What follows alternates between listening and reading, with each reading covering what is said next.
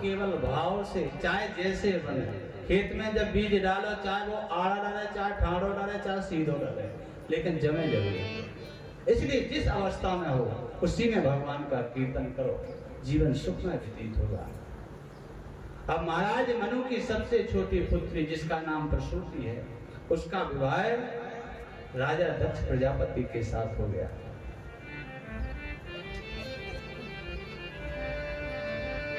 प्रसूति मानवी दक्ष उपे में हितात्मना तस्यां संसर्ज दुहित षोडशामलोचना।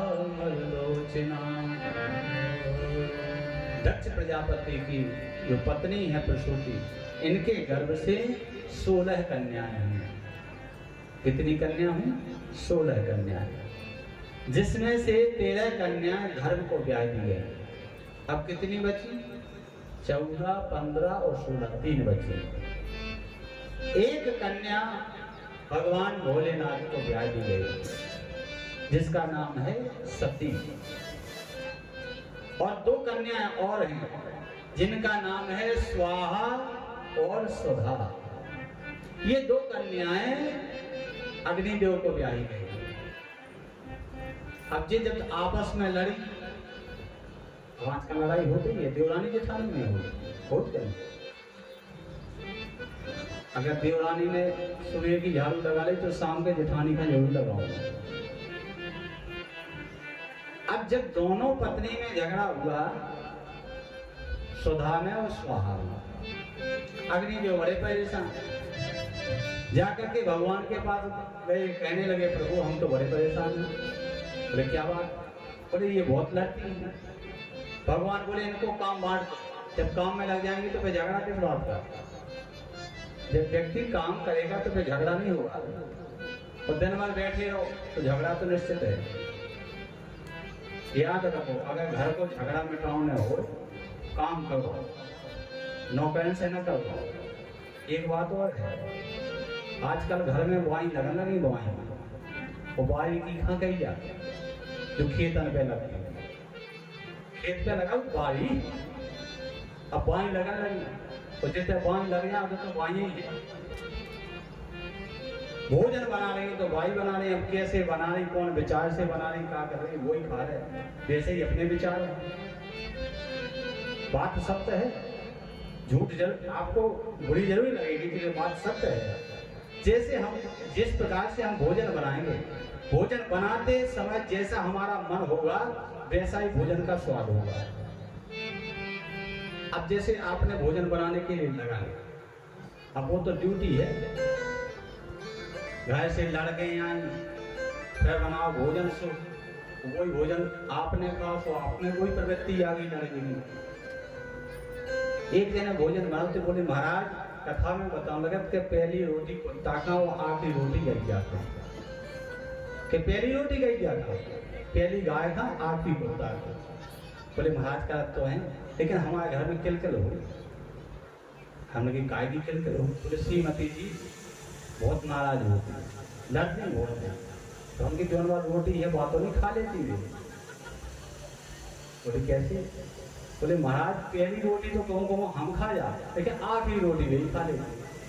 तो हमने कहा कि तुम पहली रोटी गई खा जा तो तुम गंगन बन गए, सीधे बन गए, तो उनके पे कुत्ता की खा लेती, तो उनको स्वभाव वैसे बन गया। अन्न खाने का भी दोष होता है प्यारे। घर में स्वयं काम करिए, स्वयं मधुर भोजन बनाइए, और भोजन बनाते सिर्फ भगवान का कीर्तन करिए, फिर देखिए उस भोजन का प्रसाद, भोजन का स्वाद ही बदल जाएगा।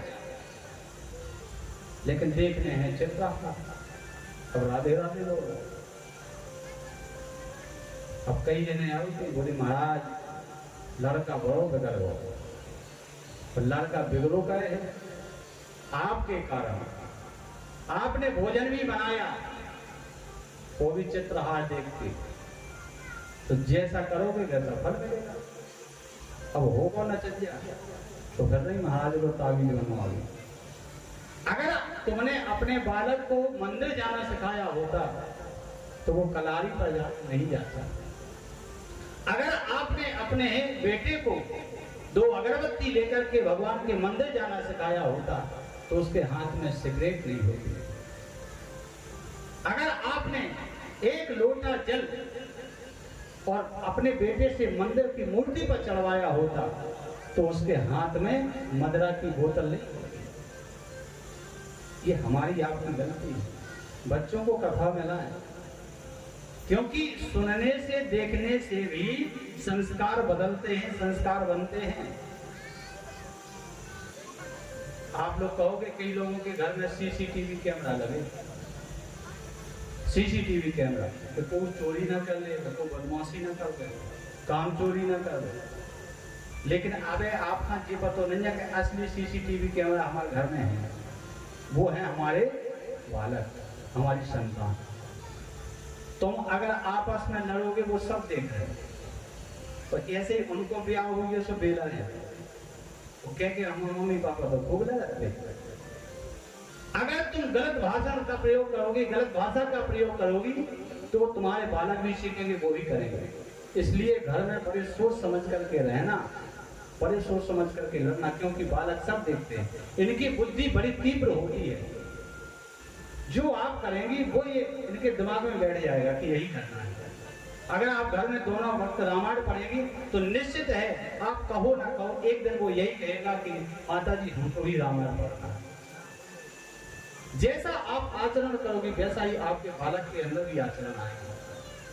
लेकिन कर नहीं, वाइयां लगा देना, अपन हम सोना है तो जगे, और पति देव ने तलाक जगा तो सुलवाई है। पर यही तो विवाद है। काम करते रहो, गुणगान गाते रहो, तो हरि के भजन में समय बिताते रहो। काम करते जाओ, भजन करते जाओ, जीवन मधुर बन जाएगा। आज दोनों पत्नी स्वाहा सुधा को भगवान ने कहा ये काम करना। स्वाहा का काम है देवताओं को भोजन पहुंचाना, और सुधा का काम है पितरों को भोजन पहुंचाना। और जब हवन हो तो पंडित जी का लगा, जोर से बोलो स्वाहा। उसका मतलब यही है कि जब आप स्वाहा बोलोगे तभी वो भोजन देवताओं को मिलेगा। तो अगर चुपके से डाल रहे तो केवल आग में आपने हवन ही डालो और नहीं डालो, उसका फल नहीं मिलेगा आपको। तो स्वाहा बोलना आवश्यक है। और जब हमारे घर में पिंडदान होता है, और पिंडदान के समय त्रयोदशी में जब हवन होता है, तो पंडित जी स्वाहा नहीं बोलते, वहां पर सुधा बोलते हैं। और सुधा बोलने से वो भोजन सामग्री पितरों तक पहुंचती है। ये दोनों काम दोनों को दे दिए। झगड़ा शांत हुआ, और 13 कन्या पहले धर्म को ब्याह दी गई।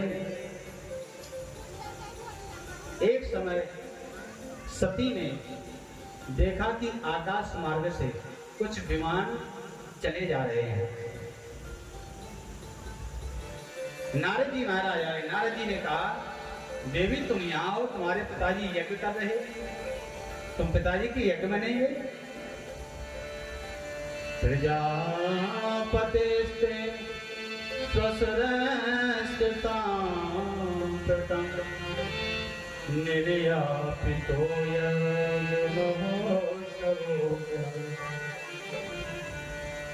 जब सती ने पूछा तो भगवान शंकर भी कहने लगे कि हाँ नारद जी बात सत्य कह रहे हैं। प्रजापतेस्ते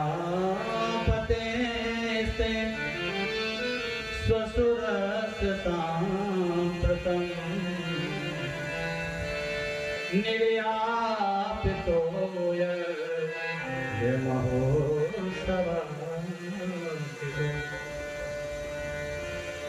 सती जी कह रही हैं कि प्रभु हमने सुना है नारद जी से कि आपके ससुर साहब यज्ञ कर रहे हैं। बोले हाँ। जब इतना भारी महोत्सव हो रहा है तो हमारी भी इच्छा है कि हम भी अपने पिता के यहाँ जाएं, हम भी देखें। शंकर जी बोले कि आपको बुलाया है, निमंत्रण मिला है? निमंत्रण तो नहीं मिला। भगवान कहते हैं जब जहाँ निमंत्रण नहीं है वहां जाना भी नहीं चाहिए, बिना बुलाए नहीं जाना चाहिए। सती जी कहती हैं कि तुमने किसी से बनाई ही नहीं। भगवान शंकर को कहने लगे हम ठीक हैं, हम रिश्तेदारी जोड़ते, हमारे यहाँ 4 लोग आते, हम भजन नहीं कर पाते। तो भगवान बोले ना, देखो भजन में कितनी ताकत है। कोई भी देव हो, भगवान ब्रह्मा जी हैं, ब्रह्मा जी के पुत्रों का वादा नहीं मिलेगा। उन किसी भी देवता की संतानों की महिमा नहीं है, लेकिन भगवान शंकर के संतान का वर्णन है, उनकी महिमा का वर्णन है। सबको पूजा जाता है, किसी भी देवता के संतान की पूजा नहीं है, केवल भगवान शंकर के सिवा। क्यों? कौन नहीं चाहता कि हमारे यहाँ रिद्धि सिद्धि रहे। गणेश जी की पूजा सबसे पहले हो, सबसे पहले हो करेंगे, और कार्तिकेय की पूजा हो, उनके पूरे परिवार की पूजा हो। अरे यहाँ तक कि छोड़ो, बम में पुजवा दें, भगवान शंकर के भजन में बम में पुजवा दें। वो है रिद्धि और सिद्धि, गणेश जी की है ना। कौन नहीं चाहता कि हमारे यहाँ रिद्धि सिद्धि ना हो? कौन नहीं चाहता कि गणेश की पूजा ना हो? लेकिन ये किसका प्रभाव है? सब देवता देखो, विष्णु भगवान का आपने देखो हुई है, कभी तो सर सैया पे सो रहा, लक्ष्मी जी पैर दबा रहे, ब्रह्मा जी का देखो ये वेदे पर अतरा सृष्टि कर रहे। लेकिन भगवान शंकर का जब भी आपने देखो हुई है, हाथ में माला है, भजन चल रहा है। ये भजन का प्रभाव है।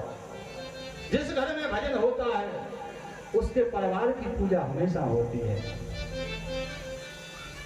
भगवान शंकर कहने लगे देवी ये तो बहुत अच्छा है, हमें रिश्तेदारी लगाने नहीं, रिश्तेदार बढ़ेंगे, मुंह बढ़ेगा, उनके यहाँ जाना होगा, हमारा भजन बेकार जाएगा, हम भजन नहीं कर पाएंगे। सती कहने लगी प्रभु किसी ना किसी से तो रिश्तेदारी लगाओ। अरे कम से कम अपने ससुर से तो लगाओ। भगवान शंकर कहते हम तो सबसे मिलना चाहते हैं, लेकिन कोई हमसे नहीं मिलना चाहता। भगवान तो सबको चाहते हैं, लेकिन भगवान को नहीं कोई चाहता। हम तो चाहते हैं कि हमारे भक्त का कल्याण हो, लेकिन भक्त जब पास में ना आए तो हम क्या करें? सती कहने लगी कि मैं तो जाऊंगा, मेरे पिताजी हैं, पिता के घर जाने में कोई निमंत्रण की आवश्यकता नहीं, कोई बुलावा की आवश्यकता नहीं है। पिता भवन उत्सव परम जो प्रभु आयसु हो, तो मैं जाऊं कृपा सागर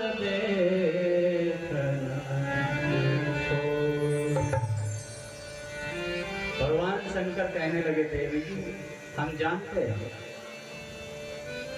कि तुम्हें लगता है कि मैं कब पिता के यहाँ चले जाऊं, कब उस यज्ञ में सम्मिलित हो जाऊं, कब माता के दर्शन करूं, कब अपनी बहनों का दर्शन करूं, लेकिन जो दिन बोले जाऊं भवानी, जो दिन बोले